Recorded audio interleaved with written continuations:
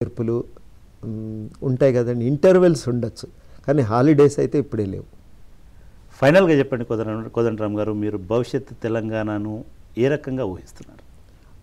నేను అయితే బాగా జాగృతి పొందినటువంటి, చైతన్యం పొందినటువంటి తెలంగాణ ప్రజలు ఒక అందరికి అవకాశాలు కల్పించే కలిగే విధంగా తెలంగాణ సమాజ నిర్మాణానికి కూడా తోడ్పడతారని, ఆ దిశగా వాళ్ళు తప్పనిసరిగా ఒక పాత్ర పోషిస్తారని నేను అనుకుంటున్నా.